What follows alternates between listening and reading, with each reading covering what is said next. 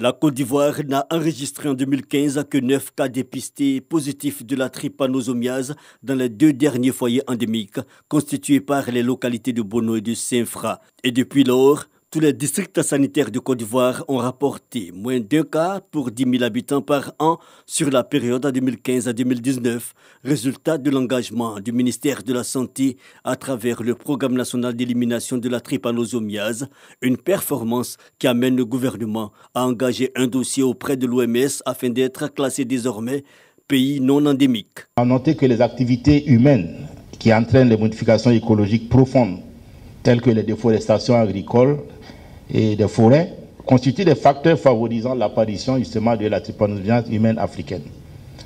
Mesdames et messieurs, une maladie est considérée comme éliminée lorsqu'on parvient à arrêter sa transmission et à en annuler l'incidence dans une zone géographique bien définie, grâce à une action délibérée, et même si ces interventions peuvent s'avérer nécessaires pour éviter le retour de l'infection.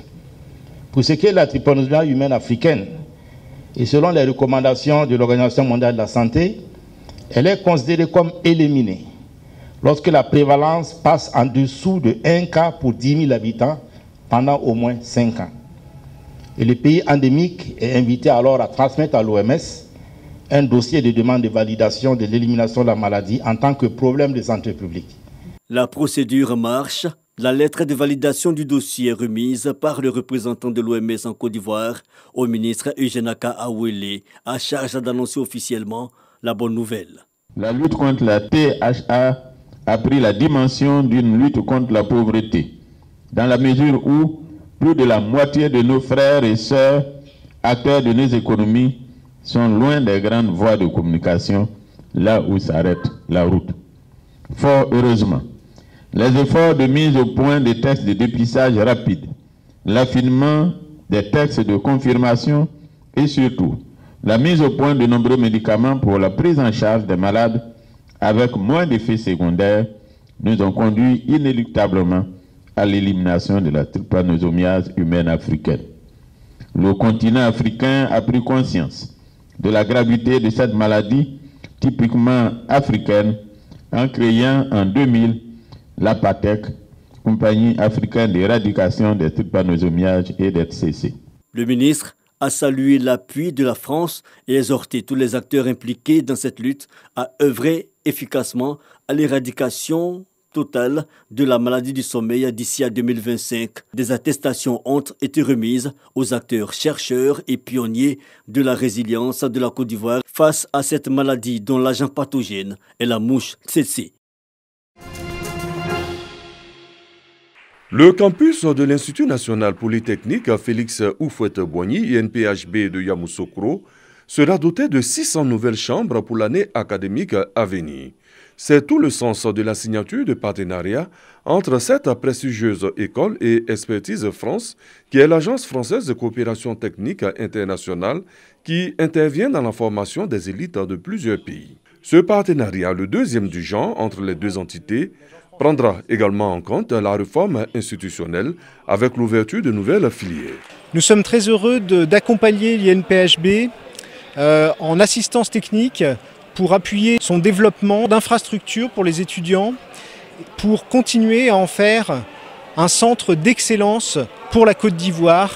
Et je pense qu'à travers le soutien que nous apportons, c'est l'ensemble de la communauté internationale qui apporte son soutien à l'INPHB. Nous sommes très fiers, aux côtés de l'Agence française de développement, dans le cadre notamment du C2D Côte d'Ivoire. Pour Dr Kofi Nguessan, directeur général de l'INPHB, la contribution de Expertise France vient booster le développement de son école.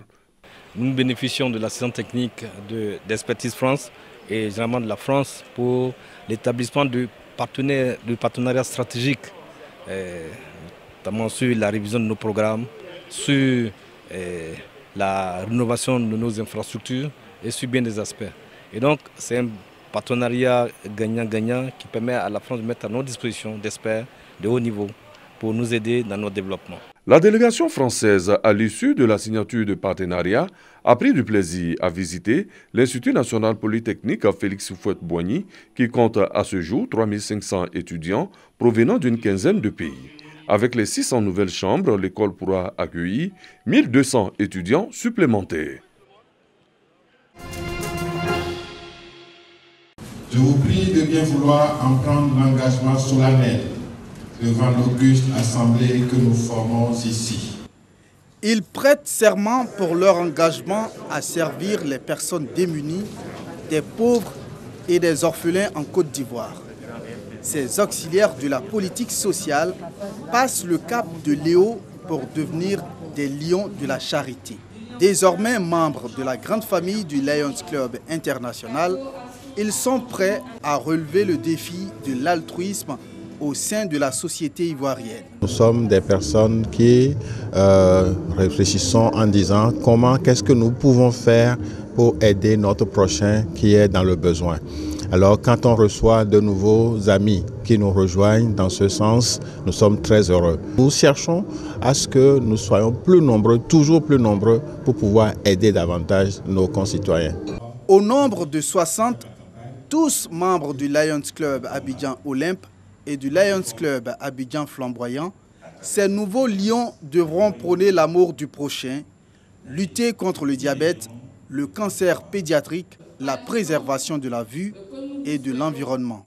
Les grandes nations du monde se sont développées à partir du bénévolat et du volontariat. Comprendre qu'à partir de notre engagement, on peut résoudre quel que soit le problème que rencontrent nos communautés. Faire connaître le Lions Club autour de nous.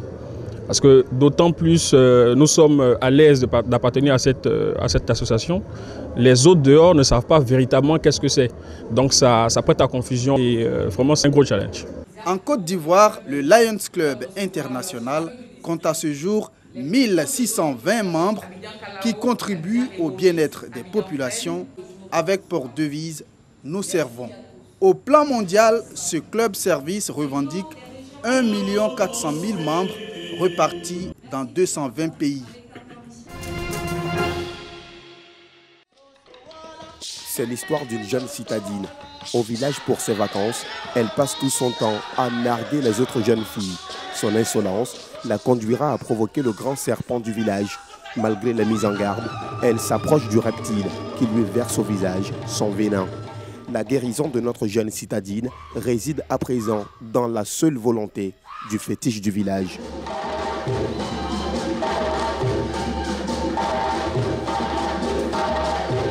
Ça y est, le pire a été évité. La citadine est guérie. C'est la liesse populaire.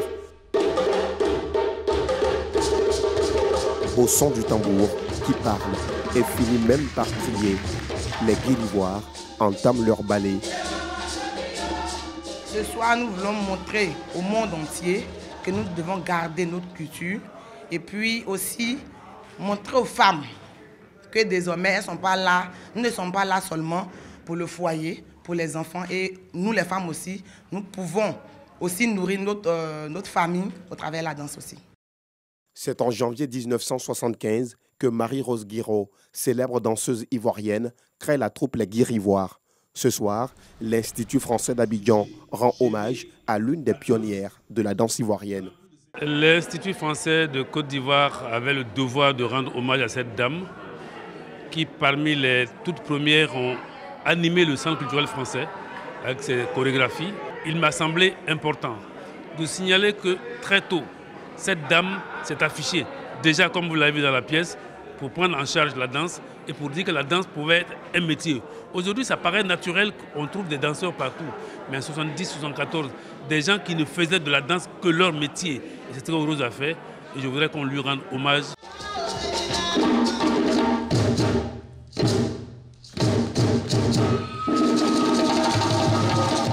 Les Guérivoires, un spectacle présenté la première fois en 1975 au théâtre de la cité de Cocody. 46 ans après, la représentation faite par les élèves de l'EDEC, l'école de danse et d'échanges culturels, séduit les nombreux spectateurs. C'est vraiment waouh! Moi, je suis venue là avec ma fille déjà parce que je voulais qu'elle sache ce qu'est la culture africaine. Et Marie-Rose Guiraud, c'est vrai qu'elle n'est plus, mais pour 14 ans, on ne sait pas qui c'est. Mais j'avoue que là, un spectacle de 1974, en 2021, Je suis plus qu'émerveillée. Je suis très émerveillée par ce beau spectacle auquel j'ai assisté ce soir. Et je peux dire que Marie-Rose Guiraud vraiment a formé et continue de vivre à travers son art. Décédée le 20 avril 2020, Marie-Rose Guiraud, la danseuse aux multiples facettes, a récupéré dans les rues ivoiriennes de nombreux enfants, des enfants qu'elle forme à la danse au sein de l'EDEC, l'école de danse et d'échanges culturels, créée en 2013.